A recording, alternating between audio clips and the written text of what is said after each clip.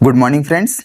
तो फ्रेंड्स, हमने पिछले वीडियो में ब्रायोनिया अल्बा के बारे में बात की थी और मैंने आपको उस पूरी रेमेडी के बारे में आपको नोट्स भी प्रोवाइड किए थे और साथ ही साथ उस रेमेडी को काफ़ी अच्छी तरह से समझाया भी था और उसकी सेंट्रल थीम भी बताई थी। ठीक है, आशा करता हूँ कि आपको वीडियो अच्छा लगा होगा और अगर आपने अभी तक वीडियो नहीं देखा तो ज़रूर जाकर देखिए। तो उसी के साथ ही हम आज के वीडियो में बात करेंगे कि बेलाडोना, ठीक है, एक एक्यूट रेमेडी है और एक पॉलीकेस, दोनों भी टाइप की कैरेक्टरिस्टिक बातें इसमें आती है। ठीक है, तो इसी बेलाडोना के बारे में आज आपको बताऊंगा और साथ ही साथ एक छोटा सा निमोनिक और एक छोटी सी ट्रिक जिससे कि आपको बेलाडोना पूरी की पूरी अच्छी तरह से याद हो जाए, ऐसी बातें मैं आपको आज बताऊंगा। तो चलिए बिना देरी के वीडियो को शुरू करते हैं। तो दोस्तों, जैसा कि आपको पता है, रेमेडी का नाम है बेलाडोना। तो बेलाडोना का कॉमन नेम क्या है? तो कॉमन नेम है डेडली नाइटशेड और साथ ही साथ अगर हम बात करें इसकी फैमिली की तो फैमिली है दोस्तों सोलेनेसी फैमिली। ठीक है, तो जैसा कि मैंने आपको बताया कि एक एक्यूट रेमेडी है, ठीक है, यानी कि एक्यूट कंडीशंस में काम आती है और काफ़ी ज़्यादा अच्छी तरह से और काफ़ी ज़्यादा जल्दी से वर्क करती है। साथ ही साथ एक पॉलीक्रिस्ट रेमेडी है।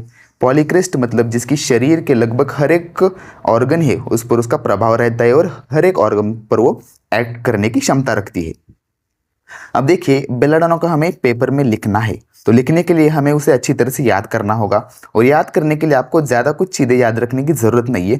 सिर्फ मैंने आपको यहाँ पर 2 पॉइंट लिखे, एक है निमोनिक और दूसरा है 2 ट्रायोज। ट्रायोज मतलब 3-3 रेमेडीज के ग्रुप रहते हैं, वैसे हमें 2 ट्रायोज।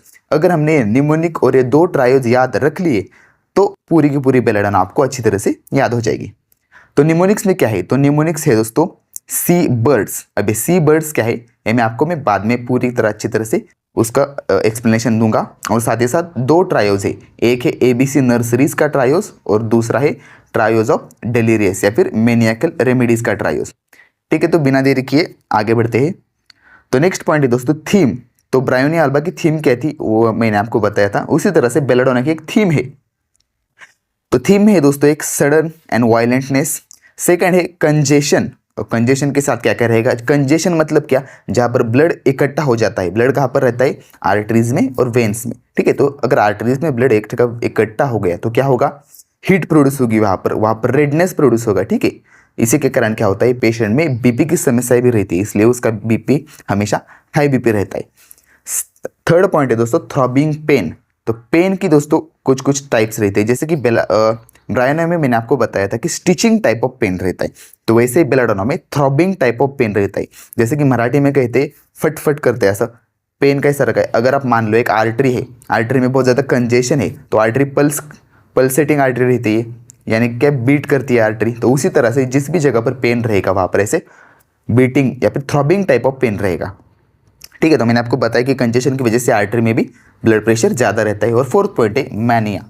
तो यहाँ पर कौन से टाइप का मानिया रहता है? तो वायलेंट मानिया, ये इसकी बेसिक सेंट्रल थीम है। ठीक है, अब कॉन्स्टिट्यूशन की बात करते हैं। कॉन्स्टिट्यूशन यहाँ पर इतना ज़्यादा इंपॉर्टेंट नहीं है क्योंकि एक्यूट रेमेडी है, लेकिन कॉन्स्टिट्यूशन भी इसका कुछ अलग तरह का है।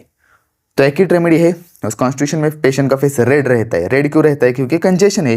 इसी के साथ ही हीट, कंजेशन की वजह से हीट भी प्रोड्यूस होगी। और साथ ही साथ फाइन या फिर फेयर कॉम्प्लेक्शन, कॉम्प्लेक्शन मतलब त्वचा का रंग। ठीक है, फेयर यानी कि गोरा रंग। थर्मली पेशेंट चिली रहता है दोस्तों। और डायथिसिस यहाँ पर ट्यूबरकुलर डायथिसिस है। ठीक है, अब चलिए हमारे मेन पॉइंट की तरफ जाते हैं जो कि निमोनिक्स यानी कि सी बर्ड्स। तो सी बर्ड्स से आपको क्या क्या चीज़ें याद रखनी है? तो दोस्तों सी यानी कि कंजेशन, सी से हमें कंजेशन को याद रखना है और congestion is the key note of belladonna, यानी कि हमारे ब्लड का एक जगह पर इकट्ठा हो जाना आर्टरीज में। ठीक है, इसी के साथ ही बी से आता है बर्निंग। बर्निंग के साथ यहाँ पर हीट भी काफ़ी ज़्यादा इंपॉर्टेंट है। आई से intense pain. Belladonna is the very good remedy for acute and intense pain. Pain कैसा रहेगा? Throbbing type of pain. उसी के साथ आई से और एक है जो कि इन्फ्लेमेशन, यानी कि आई से इंटेंस पेन और साथ ही साथ इन्फ्लेमेशन। नेक्स्ट है दोस्तों आर से क्या है? रेडनेस और राइट साइडेड कंप्लेंट। तो रेडनेस क्यों है? कंजेशन है, ब्लड इकट्ठा हो गया है तो उसी के कारण रेडनेस है। और साथ ही साथ राइट साइडेड कंप्लेंट्स रहेगी, जैसे कि ब्रायोनिया में भी राइट साइडेड कंप्लेंट थी उसी तरह। फिर आता है डी से है दोस्तों ड्राइनेस ऑफ द एवरीवेयर, यानी कि स्वेटिंग भी कम रहती है, पेशेंट का माउथ भी ड्राई रहता है, लेकिन ड्राई रहने के बावजूद पेशेंट को प्यास नहीं लगती, यानी कि ड्राइनेस प्लस नो थर्स्ट, बिल्कुल थर्स्ट नहीं है। और साथ ही साथ फीवर में भी पेशेंट को जब हीट स्टेज रहती है तो काफ़ी ज़्यादा पेशेंट्स पानी मांगते हैं यहाँ पर, लेकिन यहाँ पर बेलाडोना पेशेंट्स में बिल्कुल थर्स्ट नहीं होती। यस से हमें 3 चीज़ याद रखनी है। एक है sudden and violent. Sudden and violent ये क्या है, तो ये ऑनसेट है, मतलब जो कि कंप्लेंट शुरू होगी, अगर हेडेक स्टार्ट होगा तो एकदम सडन और वायलेंट, एकदम ज़बरदस्त झटके में चालू हो जाएगा। जैसे कि ब्रायन ने आपको क्या बताया था मैंने कि जो हेडेक है वो धीरे धीरे धीरे धीरे करके चालू हो जाएगा, लेकिन यहाँ पर उसका बिल्कुल अलग है। जैसे कि एक्रोनेट में रहता है सडन एंड वायलेंट, उसी तरह से यहाँ पर। उसके बाद है यस से है दोस्तों सेंसिटिव, यानी कि पेशेंट जो है वो जो एक्सटर्नल एक्सप्रेशन रहते हैं, जैसे कि लाइट्स को सेंसिटिव है। उसी के साथ यहाँ पर हवा का झोंका आता है उससे भी सेंसिटिव है। टच किया तो टच को भी सेंसिटिव है, तो यस से सेंसिटिव भी हमें याद रखना है। उसके बाद है यस से और एक है तो वो क्या है दोस्तों, स्लीपी बट कैनॉट स्लीप, यानी कि पेशेंट को बहुत ज़्यादा नींद आ रही होती है, लेकिन जब भी पेशेंट सोने की ट्राई करता है, नींद लेने की कोशिश करता है तो सो नहीं पाता, ऐसी उसकी कंडीशन रहती है। तो ये सी बर्ड से हमें ये सारी चीज़ें याद रखनी है। उसके बाद है दोस्तों दूसरा ट्रायो, यानी कि दूसरा जो पॉइंट है उसमें 2 ट्रायोज है। एक है क्लार्क एबीसी नर्सरीज का ट्रायो, जिसमें एबीसी मतलब एकोनाइट, बेलाडोना और चामोमिला।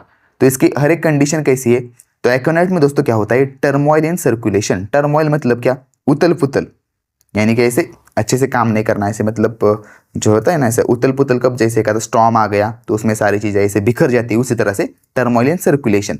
तो बेलाडोना का टर्मोइल इंपॉर्टेंट है इस रेमेडी में। तो टर्मोइल इन ब्रेन में अगर किसी का उतल पुतल हो गई तो वो क्या करेगा, अच्छे से बिहेव नहीं करेगा, और टर्मोइल है यानी कि चीज़ें गड़बड़ कर गई है, तो उससे क्या होगा कि वायलेंट मेनिया प्रोड्यूस होगा, यानी कि पेशेंट तोड़फोड़ करेगा, गुस्सा करेगा, गालियाँ देगा, मतलब जो भी कुछ एक्सट्रीम टाइप का मेनिया या फिर एक्सट्रीम टाइप की जो एंगर रहता है, वो सारी चीज़ें हमें यहाँ पर देखने को मिलेगी। और सी से चामोमिला, तो चामोमिला यानी कि टर्मोइल इन टेम्परामेंट। तो टेम्परामेंट क्या रहता है, टेम्परामेंट यानी कि किसी का ऐसा दिमागी कंडीशन, यानी कुछ बच्चे अच्छे टेम्परामेंट वाले रहते हैं, यानी कि दूसरों को इज्जत देते हैं, दूसरों की सुनते हैं, लेकिन जो टर्मोइल हुआ टेम्परामेंट, यानी कि जिसके टेम्परामेंट में उतल पुतल है, तो वो कैसा रहेगा, ठीक से बात नहीं करेगा, सुनेगा नहीं, जल्दी से चिढ़ जाएगा, किसी को गालियाँ देगा, ऐसा उसका टेम्परामेंट रहता है। ठीक है, तो एबीसी नर्सरीज का हमें यहाँ पर बेलाडोना का टर्मोइल इन ब्रेन, जिससे कि वायलेंसी या फिर वायलेंट डेलिरियम या फिर वायलेंट मैनिया प्रोड्यूस होता है, वो याद रखना है। और इसी वायलेंट मैनिया से हमें दूसरा ट्रायो याद रखना है, जो कि है ट्रायो ऑफ डेलिरियस रेमेडीज, या फिर इसे ही कहते हैं कि ट्रायो ऑफ मेनियाकल रेमेडीज। तो इसमें क्या क्या है दोस्तों, इसमें है बेलाडोना, स्ट्रामोनियम और हायोसाइनस। ये तीनों भी सोलानेसी फैमिली से बिलोंग करती है। ठीक है, तो इन तीनों का मानिया या फिर जो डेलिरियम है वो अलग अलग है। तो बेलाडोना का कैसा रहता है, वायलेंट मानिया, स्ट्रामोनियम का है रिलीजियस और हायोसाइनस का है लैसिवियस। ठीक है, तो रिलीजियस और लैसिवियस के बारे में हम बाद में चर्चा करेंगे, उन रेमेडीज का मैं जो वीडियो बनाऊंगा उसमें आपको बताऊंगा। लेकिन बेलाडोना का जो वायलेंट मानिया रहता है वो काफ़ी ज़्यादा इंपॉर्टेंट है और पेपर में हमें उसे ज़रूर लिखना पड़ेगा। तो वायलेंट मानिया में दोस्तों क्या क्या है, वायलेंसी जिसमें क्या रहता है, एंगर, गुस्सा बहुत आएगा, वायलेंस वो तोड़फोड़ करने लगेगा, दूसरों पर हमला करेगा, साथ ही साथ जो आसपास चीज़ें हैं उन्हें तोड़ेगा या फिर फोड़ेगा, फेंक के मारेगा, और साथ ही साथ अब्यूजिव लैंग्वेज का यूज़ करेगा। ठीक है, और इसी वायलेंसी या फिर वायलेंट मानिया के दौरान जो इसकी बेसिक चीज़ें है, रेडनेस, थ्रॉबिंग, कंजेशन, ये सारी चीज़ें हमें पेशेंट में ज़रूर देखने को मिलेगी, साथ ही साथ ड्राइनेस। ठीक है, तो ये बेसिक पूरी रेमेडी आपको इन्हीं पॉइंट पर पूरी रेमेडी बेस है। और अगर एग्जाम में आपको पर्टिकुलर पूछे जाए तो सिर्फ 2 टाइप करेंगे, या तो फिर हेडेक हो सकता है या फिर फीवर। और फीवर खासकर 5 मार्क्स के लिए पूछा जा सकता है, या फिर कंपेयर कॉन्ट्रास्ट जेल्सिमियम के साथ आपका अक्सर इसका फीवर पूछा जाता है। तो हेडेक में देखेंगे हमें क्या क्या देखना है, कॉज देखना है, ऑनसेट, सेंसेशन और मॉडलिटीज। तो ऑनसेट या फिर कॉज, तो कॉज में क्या क्या है दोस्तों, चिली पेशेंट है तो कॉज क्या है, एक्सपोजर टू कोल्ड, इसी के साथ एक्सपोजर टू हीट ऑप्शन, यानी कि समर में जो सूर्य की गर्मी रहती है उसी कारण पेशेंट में जो कंप्लेंट्स प्रोड्यूस होती है। और साथ ही साथ यहाँ पर एक और कॉजेशन है फ्रॉम हेयर कट, यानी कि बाल कटाने के बाद, हेयर कट के बाद अगर किसी का हेडेक हो रहा है, हेयर कट के बाद किसी को फीवर आ रहा है, तो उस कंडीशन में आपको बेलाडोना के बारे में जरूर सोचना है। ठीक है, आपको कोई ऐसी रेमेडी नहीं मिलेगी या फिर कोई ऐसा एलोपैथिक ड्रग नहीं मिलेगा जिसमें आपको पता होगी हेयर कट के बाद पेशेंट को कंप्लेंट चालू हुई, आपको उसे क्या आप कैसे ट्रीट करेंगे, साधारण हेडेक के दौरान ट्रीट करेंगे। लेकिन यहाँ पर आपको एक अच्छा सा कॉजेस है, यानी कि यूनिक कॉज है ना, तो इसे आप आसानी से याद रख सकते हैं कि अगर किसी को हेयर कट के बाद फीवर है, हेडेक है, तो belladonna is the remedy. Onset कैसा है, तो ऑनसेट हर एक चीज़ में मैंने आपको बताया कि सडन एंड वायलेंट ऑनसेट है। और सेंसेशन कैसा है, तो थ्रॉबिंग पेन, हेडेक भी कैसा रहेगा, थ्रॉबिंग, यहाँ पर ऐसे फट फट फट फट करके वो आर्टरी बीट करेगी। इसी के साथ ही एग्रेवेशन एम्यूलेशन देखेंगे, तो एग्रेवेशन फ्रॉम मोशन, देखिए मैंने आपको सेंसिटिविटी बताई, तो वो सेंसिटिविटी किन किन चीज़ों की तरफ है, मोशन, लाइट के है, टच के है और नॉइज के प्रति सेंसिटिविटी है। तो इन्हीं सारी चीज़ों से पेशेंट में एग्रेवेशन प्रोड्यूस होता है, यानी कि तकलीफें बढ़ती है। और एम्बुलेशन कहाँ पर है? तो टाइट बैंडेज। अगर आप पेशेंट देख रहे हैं जिसका हेडेक हो रहा है और वो टाइट बैंडेज से अपने हेड को बांध के रखा है, उससे उसको अच्छा लग रहा है, तो यहाँ पर रेमेडी कौन सी होनी चाहिए? बेलाडोना। तो इसी से आपको याद रखना है। और इसी के साथ ही हेडेक के साथ आपको red face, throbbing of carotid, red eyes और ड्राइनेस, ये चार कैरेक्टरिस्टिक चीजें, इन्हें भी याद रखना है। ये हर जगह आएंगी, कोई भी पर्टिकुलर हो, कोई भी सिम्टम हो, उसके साथ ये चार चीजें जरूर रहेगी। सेकंड है दोस्तों फीवर। तो फीवर का कॉज क्या रहेगा? तो जैसे जो हेडेक का कॉज है वही सारे फीवर का कॉज है। ओके, इसका भी ऑनसेट सडन और वायलेंट रहेगा। इसके साथ ही इसका एक इंपॉर्टेंट सिम्टम है चिल्स मोस्टली ऑन आर्म्स, यानी कि तो पेशेंट ऐसा थर थर कांपता है, जो ठंडी बच के आती है, ठीक है, चिल कंडीशन रहती है, उसमें चिल्स कैसे रहेगी? दोनों आर्म्स पर चिल रहेगी। यहाँ पर हम बात करें जेल्सेमियम की, तो जेल्सेमियम की चिल हमेशा स्पाइन, यानी कि पीठ के नीचे, पीठ के बीच में स्पाइन रहती है, तो स्पाइन अप एंड डाउन ऐसी चिल रहती है। तो ये दोनों चीज़ें आपको कंपेयर कॉन्ट्रास्ट में याद रखने के लिए जरूरी है। इसी के साथ ही फीवर में दोस्तों ड्राइनेस रहता है लेकिन थर्स्ट बिल्कुल नहीं रहती। और साथ ही साथ चार इंपॉर्टेंट चीज़ें हैं, रेड फेस, थ्रॉबिंग कैरोटिड्स, पल्स जो फुल और स्ट्रांग रहेगी, और फीवर विथ वायलेंट डेलिरियम। तो वायलेंट डेलिरियम, वायलेंट मैनिया क्या है मैंने आपको बताया, तो उसी को आपको हर जगह पर लिखना पड़ेगा।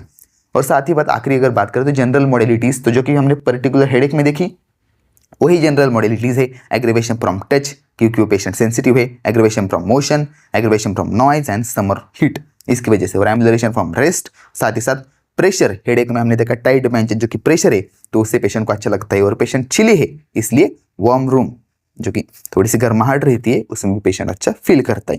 ठीक है, तो देखिए ऐसा रहता है कि आपको रेमेडीज याद रखने के लिए ज़्यादा कुछ करने की ज़रूरत नहीं पड़ती, और ऐसा भी नहीं रहता कि बुक में जो कुछ लिखा है वो उसी लैंग्वेज में आपको उसी तरह से उसे रखना पड़ेगा, ऐसा बिल्कुल नहीं है। आपको जो लैंग्वेज समझ में आती है और आपको जो सिम्टम्स याद रहते हैं उन्हीं को आप याद कीजिए, पूरा का पूरा याद रखने की जरूरत नहीं है, क्योंकि एग्जामिनर को पूरा का पूरा चेक करने का टाइम भी नहीं है।